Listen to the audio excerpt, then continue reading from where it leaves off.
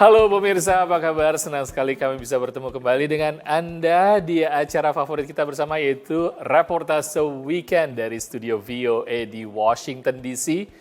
Bersama saya Ian Umar dan Aryatno Budianto. Apa kabar pemirsa? Semoga weekend Anda berjalan menyenangkan dan plan Anda semuanya lancar berjalan. Kalau kamu sendiri Ian, weekend ini ngapain aja? Ada teman yang sebenarnya ngajakin untuk olahraga bersama.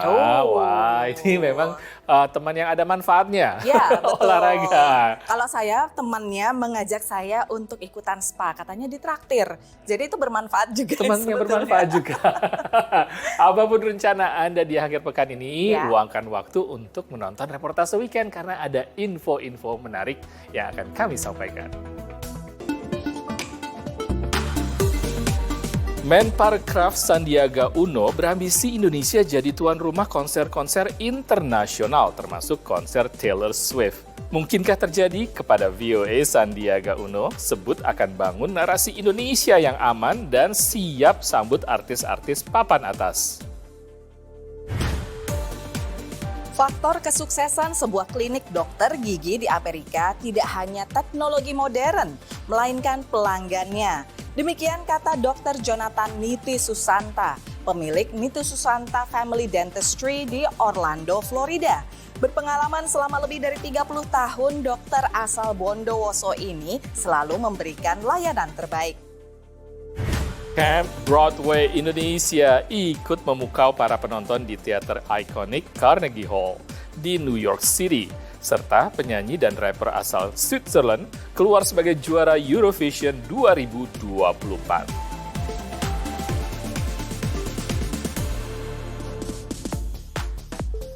Pemirsa, Amerika Serikat, Kanada, dan juga Meksiko akan menjadi tuan rumah Piala Dunia 2026. Piala Dunia sepak bola ini memang merupakan olahraga yang populer di seluruh dunia, tapi tidak di Amerika karena ada cabang olahraga lain yang lebih populer di Amerika. Tapi popularitasnya semakin bertambah ya? Semakin bertambah, tapi memang yang paling populer di Amerika Serikat sendiri adalah basket tentunya pemirsa. Tapi memang banyak sekali ya dari generasi muda sekarang yang udah mulai rajin untuk mengikuti olahraga sepak bola ya. Dan ini saya ingin mengajak Anda ke sebuah pertandingan yang unik di Washington DC ya, di Audi Field ya Ian. Ini pertandingan sepak bola yang diikuti oleh para duta besar dari berbagai negara dan juga anggota DPR AS dan punya tujuan yang mulia.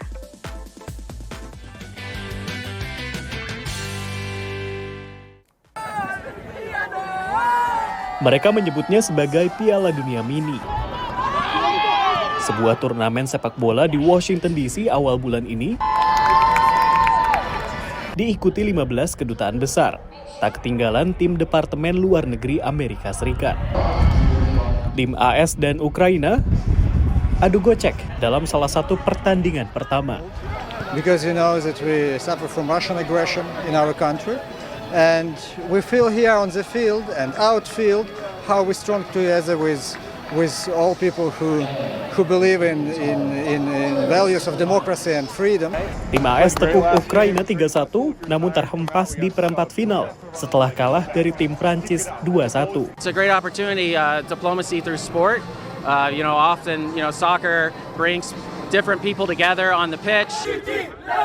Tim Chile menyabet gelar juara turnamen kedutaan. This tournament means a lot to us because Copa America is coming up. So hope everyone in Chile sees this, that we're winning.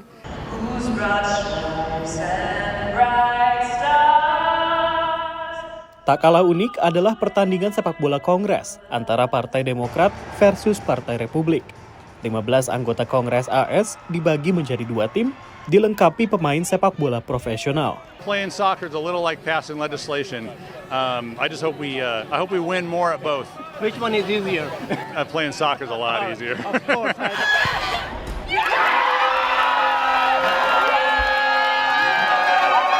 Masing-masing tim bermain dengan penuh semangat.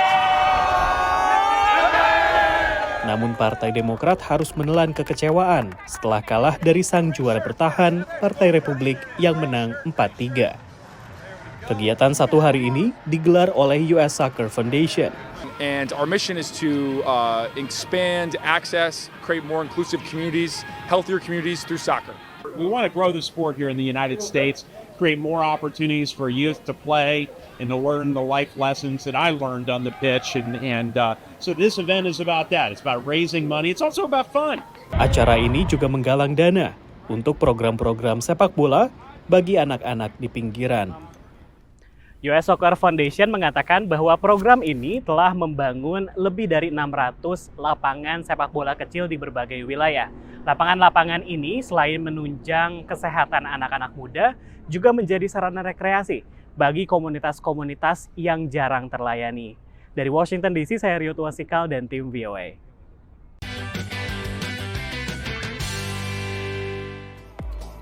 Wah, Ian, seru juga ya ternyata. Selamat kepada tim dari Chile ya. Ini memang Amerika Latin sangat getol gitu ya main sepak bola, makanya nggak heran mereka keluar sebagai juara pemirsa. Tapi ini merupakan sebuah acara yang bagus karena juga selain fundraising tadi, mereka juga bisa mempererat hubungan antar bangsa ya dengan sebuah kegiatan yang nggak diplomatis, yang secara resmi, secara formal gitu, melainkan di lapangan hijau pemirsa. Tapi tidak lihat tim Indonesia ya tadi, Aldo, KBRI Indonesia, next time ikut dong, pasti kita nonton. Nanti ya, kita support.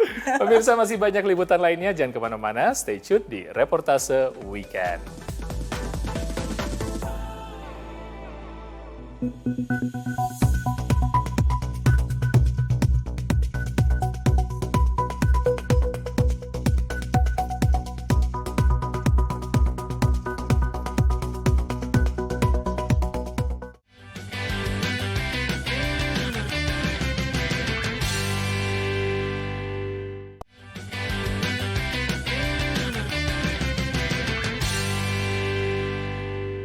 Anda masih menyaksikan Reportase Weekend dari studio VOA di Washington DC.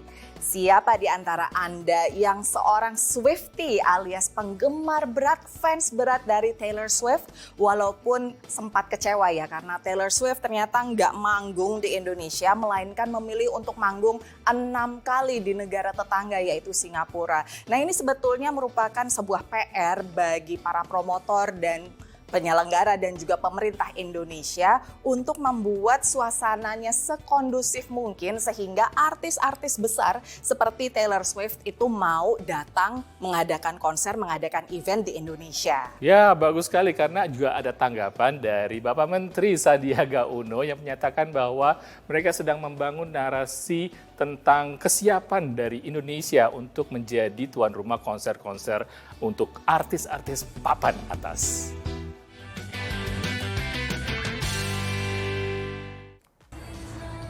Kesepakatan eksklusif konser Taylor Swift dengan Singapura banyak dikritik negara-negara tetangganya. Namun, ini mengisyaratkan satu hal. Konser Taylor Swift membawa untung besar untuk ekonomi negara yang menyelenggarakan. Alasannya, The Swifties. Menurut riset Question Pro, konser The Eras Tour Taylor Swift di Amerika Serikat saja bisa beri kontribusi ekonomi sebesar 5 miliar dolar Amerika alias setara PDB 50 negara. In terms of Swiftonomics or Taylor Swift, the average spend is about $1,300. And Beyonce is even higher, $1,800.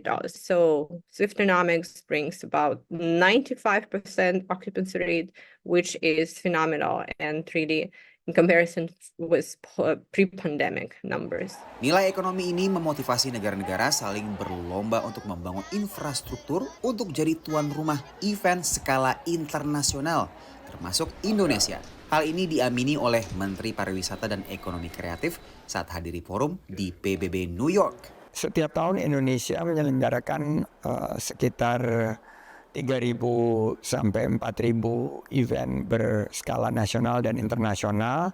Ini telah menciptakan dampak ekonomi sekitar 160 sampai 220 triliun rupiah. Indonesia dengan populasi nomor 4 terbesar di dunia menjadi target pasar yang cuan bagi para musisi internasional untuk datang dan juga tampil.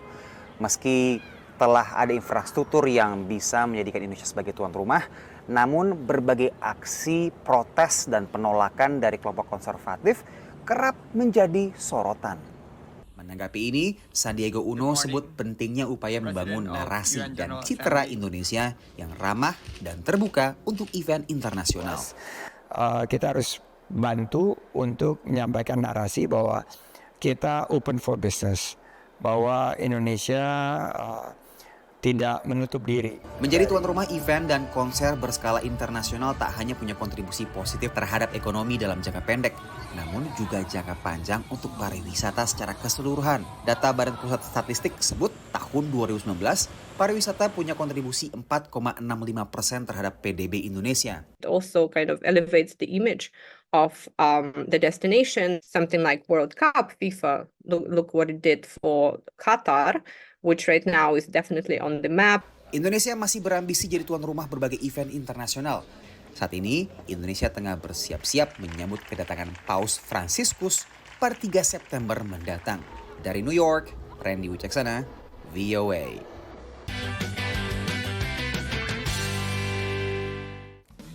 Ya memang luar biasa ya fenomena Swiftnomics atau Taylornomics tadi bawa rejeki tidak hanya untuk sektor food and beverage, perhotelan ya hospitality, tapi juga bagi-bagi rejeki bagi UMKM setempat. Nah ini luar biasa banget. Dan ada apa lagi di dunia entertainment kali ini? Ya, anak-anak dari Camp Broadway Indonesia tampil di panggung ikonik Carnegie Hall di New York City dan juga juara dari Eurovision 2024. Semuanya ada di VOA Entertainment Update bersama Gandhira Pratama.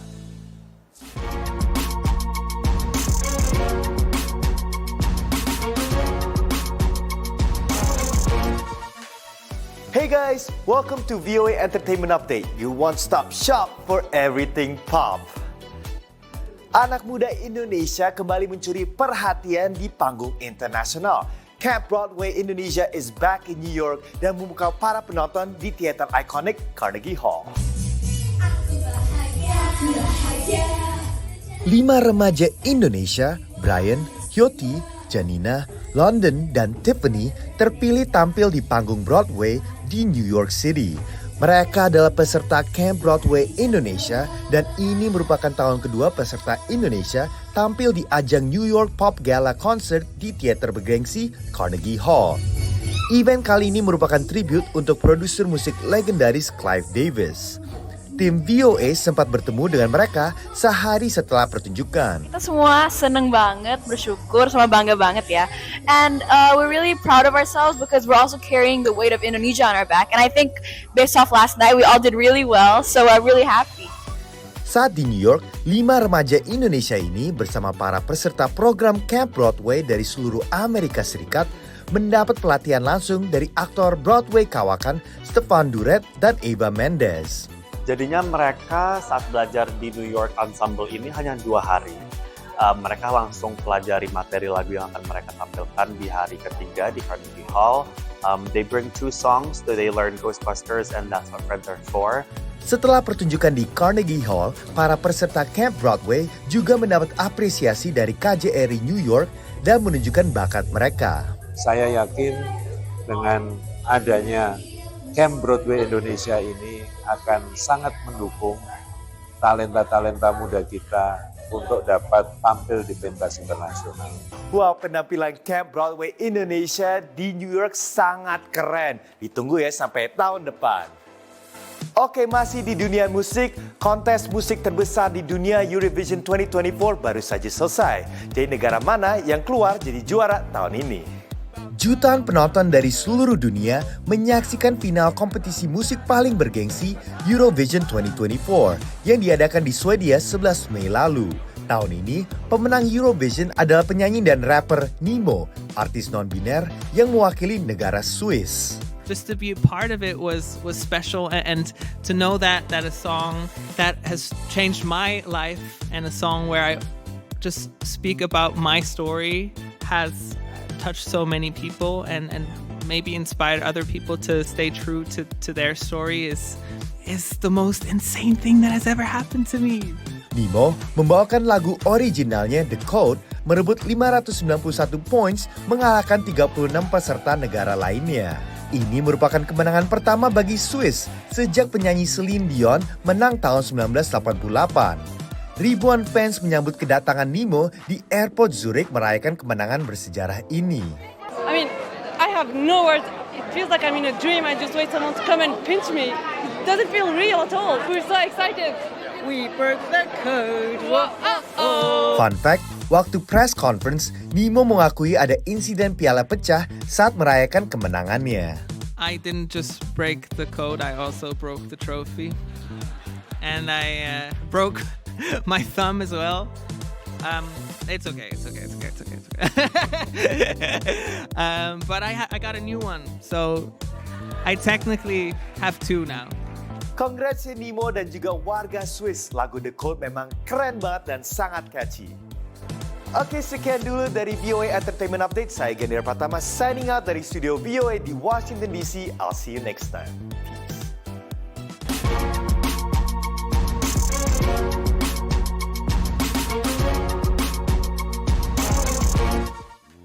Selamat untuk adik-adik dari Camp Broadway Indonesia. Waduh, tampil di Carnegie Hall itu ikonik banget. Semoga sukses untuk mengejar mimpi kalian ya. Wah, seru ya? Seru banget, dan juga tadi Eurovision ya 2024 ini Eurovision memang terkenal agak-agak komikal gitu ya. Sering banyak kejadian lucu, tapi tadi juga pialanya sampai jatuh saking semangatnya ya dari Swiss tadi. Tapi untung katanya sudah diganti ya.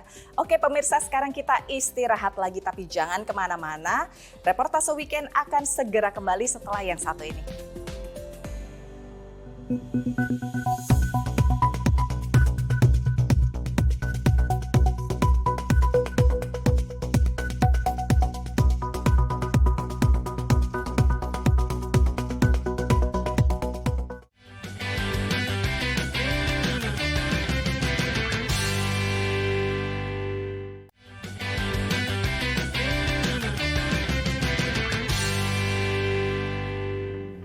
Pemirsa, Anda masih bersama Reportase Weekend. Memang sudah lebih dari 2 dekade saya tinggal di Amerika, tapi teman-teman saya dan juga beberapa kerabat di Indonesia sering bertanya, gimana sih kalau ke sana untuk istilah namanya fasilitas kesehatan, bertemu dokter atau mungkin rutin untuk ketemu dokter gigi, mahal nggak katanya, atau pelayanannya seperti apa katanya gitu. Sebetulnya ini bermacam-macam ya, jadi ini pertanyaan bisa dijawab dari berbagai angle pemirsa. Kalau misalnya soal mahalnya, harganya memang lebih mahal daripada Indonesia, tapi soal layanannya mungkin ya ini namanya cocok-cocokan ya. Dan kesuksesan dokter gigi di Amerika Serikat pemirsa tidak hanya bergantung dari apa saja layanan yang diberikan dan harganya, tapi juga kecanggihan teknologi yang ditawarkan dan juga misalnya pengalaman yang dibawa secara kultural. Nah, seorang dokter gigi asal Bondowoso membawa pengalaman dari Indonesia dan dari Belanda untuk membuka praktek di Orlando, Florida.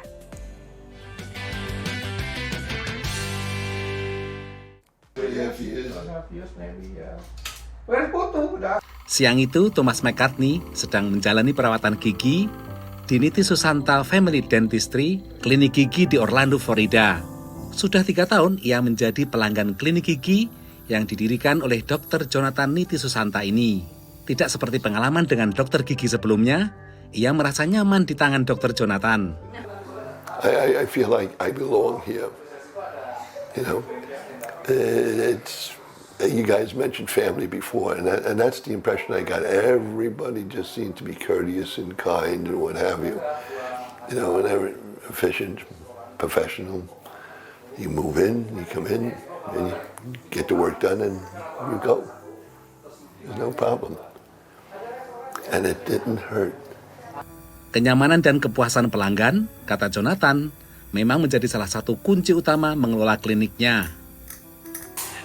Pasiennya mesti diberi kemungkinan yang bagus. Jadi kalau sakit, saya dari dulu kalau orang sakit hari itu juga harus ditolong. Kalau saya dengar dari pasien-pasien ke sana-sana, oh minggu depan baru ada tempat, padahal dia kesakitan. Selain itu, supaya bisa bersaing dengan klinik lain, harus mengadopsi teknologi modern seperti mesin laser dan pencetak mahkota gigi. Ini mesti jadi crown, ya. Jadi kalau bikin crown orangnya bisa tunggu ngasahnya kira-kira 15 menit. Lalu mesti masuk ke oven 20 menit. Jadi begini. Jonathan Nitisusanta mendirikan klinik gigi ini setelah cukup lama menjadi dokter gigi di Belanda. Sempat bekerja jadi dokter gigi di klinik orang, lelaki kelahiran Bondowoso, Jawa Timur ini kemudian memutuskan membuka klinik sendiri tahun 1994. Kalau bekerja di tempat lain, semua harus mengikuti prakteknya mereka. Jadi memilih bahan segala macam. Kalau punya praktek sendiri bisa pilih sendiri apa yang mau dipakai. Namun sebagai pemilik klinik punya tantangan tersendiri juga. Yang paling susah itu insurance di sini yang bisa bilang ratusan. Tiap insurance ada macam-macam aturannya. Jadi itu yang banyak pekerjaannya. Jadi paperwork yang banyak sekali yang harus dicek. Beruntung anak perempuannya, Nadine Nitisusanta, yang pernah kerja di bidang keuangan, kemudian menjadi dokter gigi dan bergabung dengannya untuk menjalankan klinik. You know, my dad is a great dentist, but he's never really managed a big office or anything. It's always been a small office. And so I think when I came in, I learned the dental side, but then I was able to use what I learned to expand the business as well with him. Selain digawangi oleh ayah dan anak, klinik ini tidak akan bisa beroperasi lancar tanpa asisten seperti Putu Lidiawati. Bakal treatment apa yang diperlukan itu kita siapkan semua instrumen dan obat-obatannya. Terus kita make sure alat suction bekerja, air untuk itu Clorox dan lain-lain. Jadi begitu pasien datang sudah siap langsung, nggak usah nyiap-nyiapin lagi gitu. Meski usia sudah lebih dari 70 tahun, Dr. Jonathan masih sigap menangani 10-20 pasien setiap hari. Dokter gigi baginya bukan hanya profesi, tapi panggilan hati, dan ia berpikir masih akan bekerja selama 10 tahun lagi. Dari Orlando, Florida, Supriyono Aryatno Budianto, Rioto Asikal, VOA.